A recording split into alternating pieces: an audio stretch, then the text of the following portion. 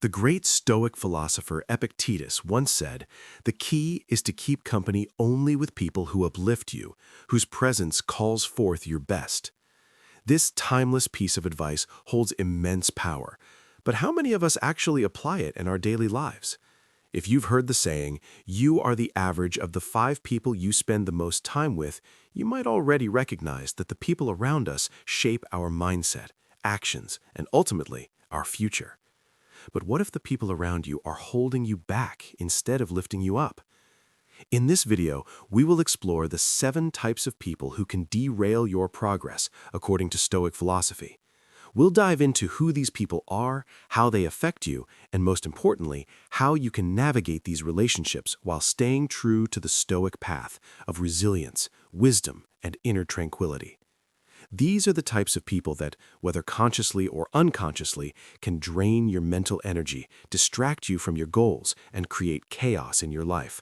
But don't worry, I'll also share Stoic strategies to help you handle them with grace and wisdom.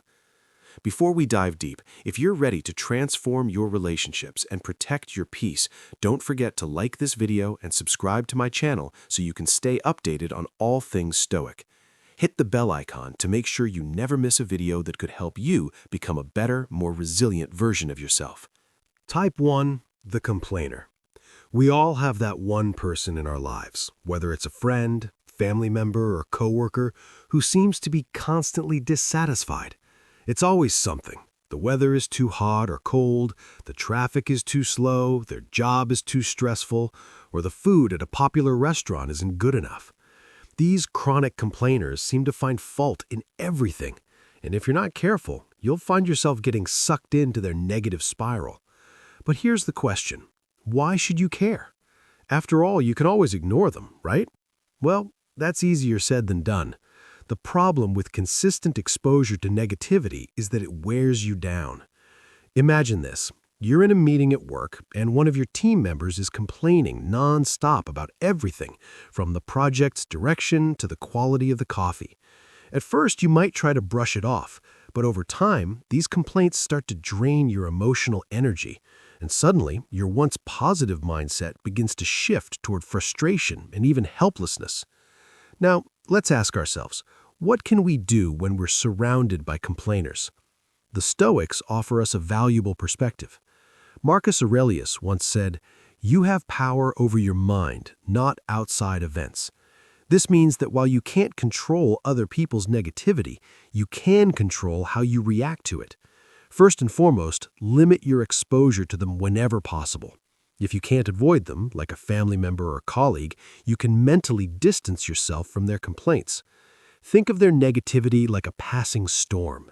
It's loud, unsettling, but ultimately powerless against your inner peace. But what if the complainer is someone close to you, like a best friend or spouse? Stoicism teaches us not only to protect our minds, but also to gently steer these conversations in a more constructive direction.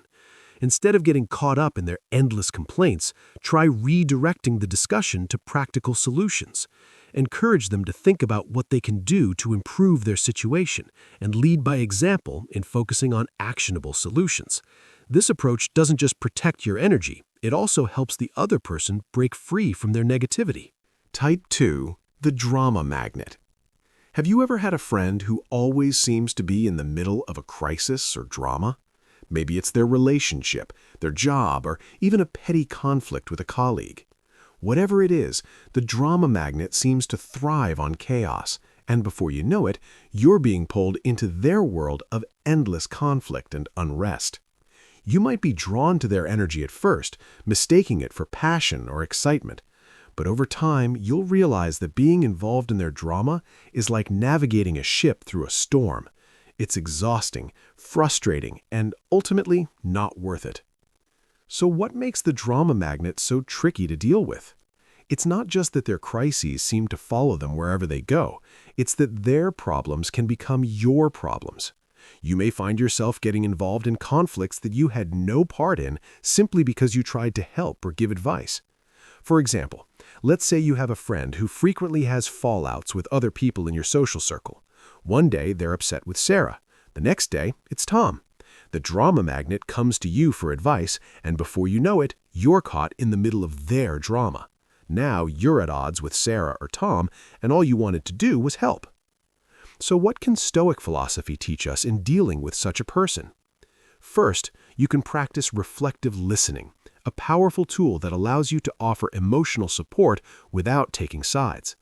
If the drama magnet says, "I can't believe Sarah said that about me," you could respond by saying, "So you feel hurt by what Sarah said?" This technique shows empathy but doesn't drag you into the drama. Another effective strategy is to become selectively unavailable.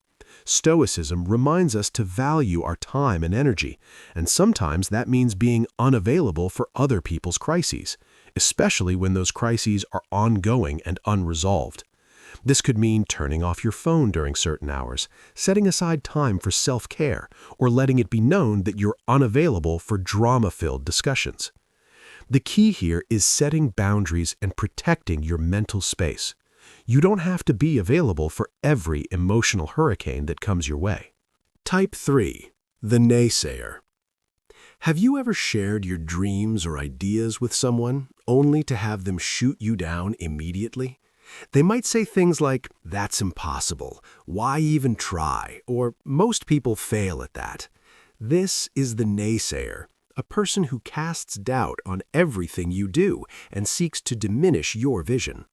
Whether they're a family member, friend, or colleague, the naysayer has the power to chip away at your confidence and make you second-guess yourself. Let's take an example. You're passionate about pursuing a new career, one that you've spent months researching. You've taken courses, spoken with professionals in the field, and even started networking. When you tell the naysayer about your new career plans, they immediately list reasons why it won't work. It's too competitive, you're not qualified, or what if you fail?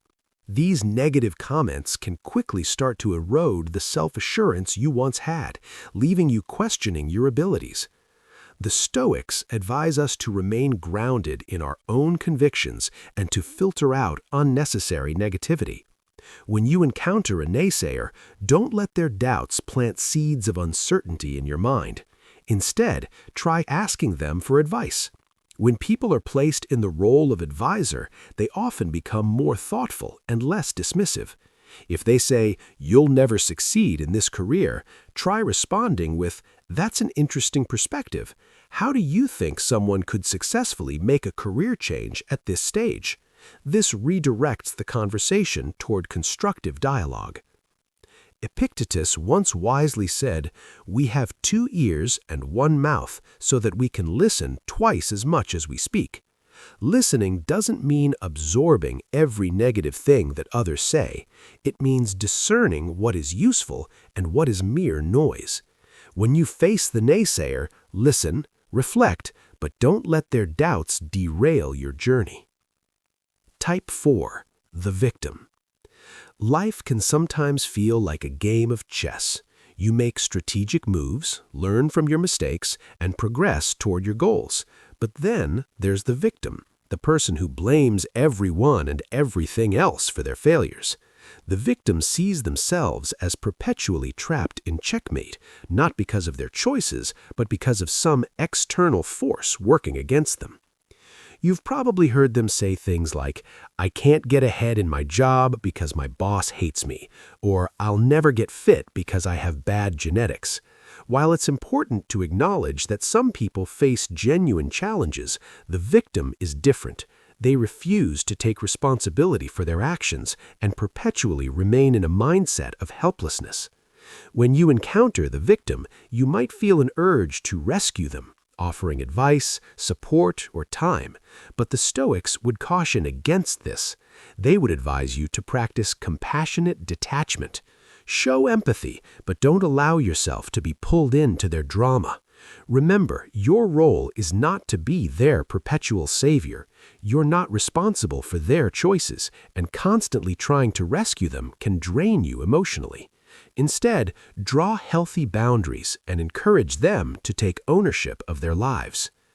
Marcus Aurelius wisely said, "The best revenge is to be unlike him who performed the injustice." If you're caught up in the victim's narrative, resist the urge to play the role of the martyr yourself. Take charge of your own life, make your moves, and remember that in life's game of chess, being stuck in checkmate is often a choice, not a fate. Conclusion.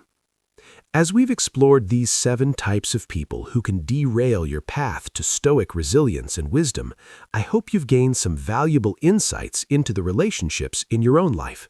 Stoicism isn't just about handling external challenges, it's also about cultivating an inner strength that allows you to rise above the negativity around you. Now, as we wrap up, think about this.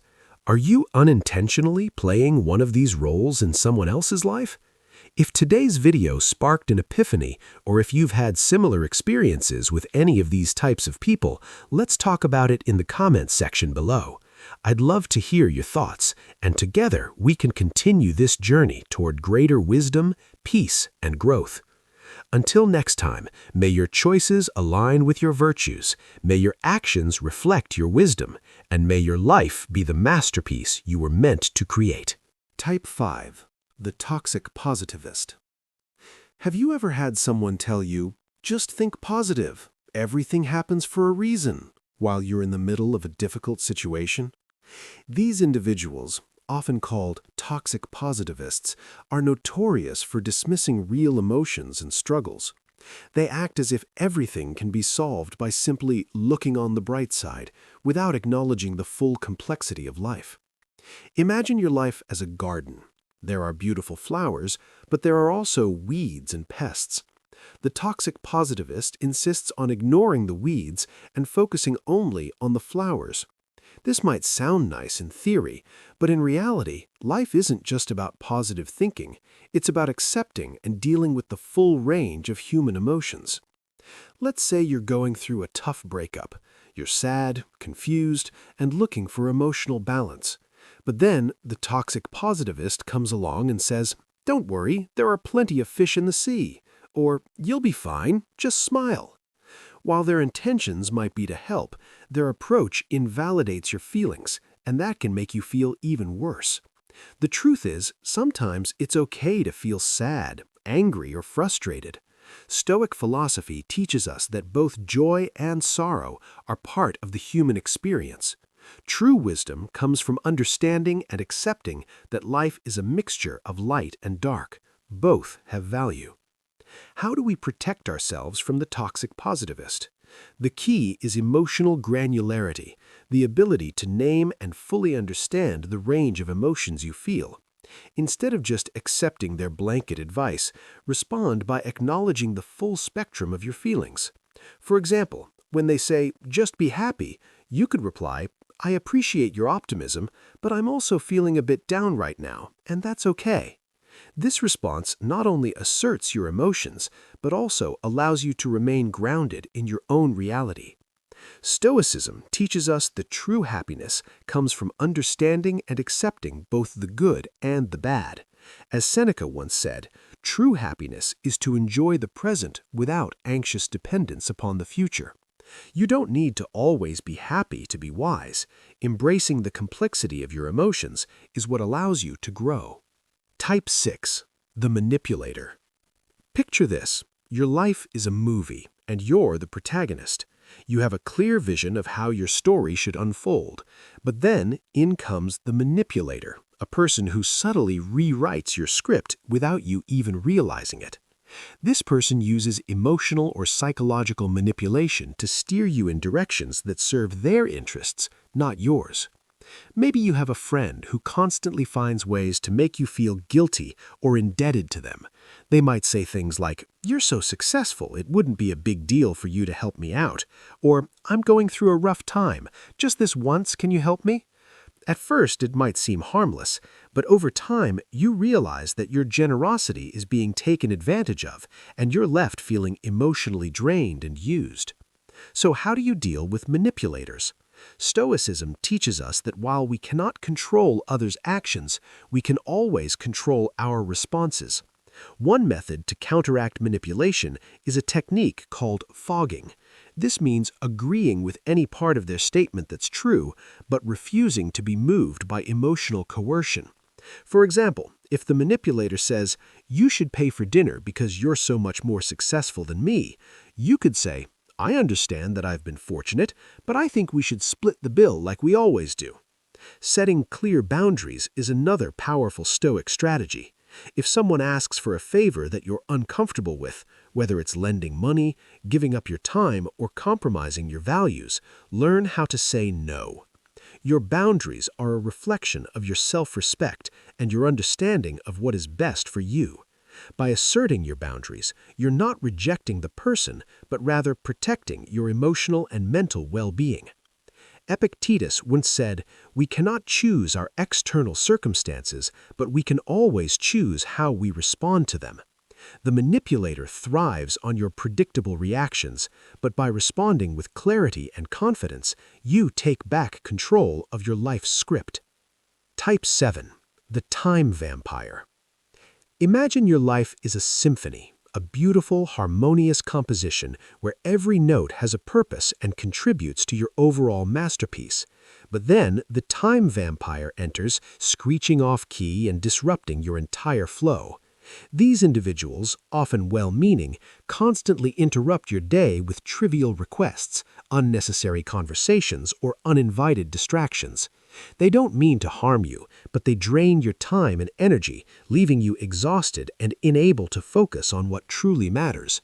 It could be a colleague who regularly stops by your desk with pointless questions, turning your productive workday into a series of fragmented moments. Or maybe it's a friend who invites you to events you're not interested in, making you feel obliged to attend just to keep the peace. The key to dealing with a time vampire is time management. One effective technique is the Pomodoro technique, a time management method where you work in intervals, usually 25 minutes, followed by short breaks. During these intervals, make it clear that you're not to be disturbed.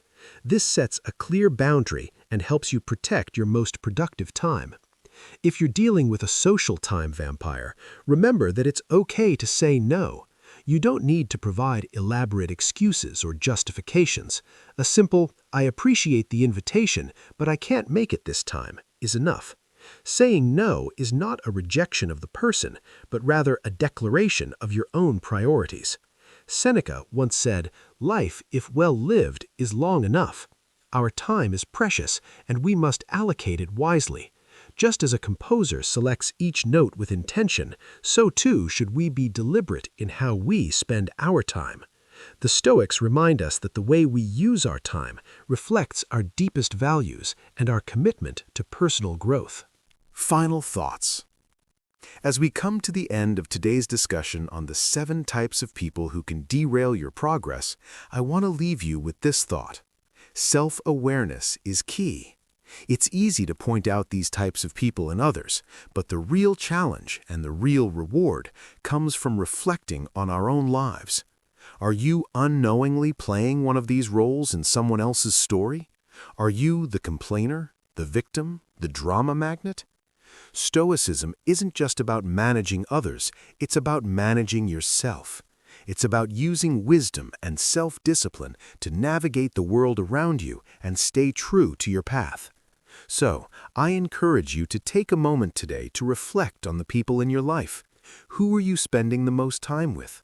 Are they helping you grow, or are they pulling you away from your goals? I'd love to hear your thoughts on today's discussion. Have you encountered any of these types of people in your life? How have you dealt with them? Drop your comments below, and let's continue this conversation. Thank you for joining me today. Until next time, may your choices align with your virtues, may your actions reflect your wisdom, and may your life be the masterpiece you're meant to create. Outro. If you found this video helpful, make sure to give it a thumbs up, share it with friends, and subscribe if you haven't already. Don't forget to hit the notification bell so you won't miss any future content on Stoic wisdom and how it can help you live a more fulfilled and peaceful life. Take care and stay resilient.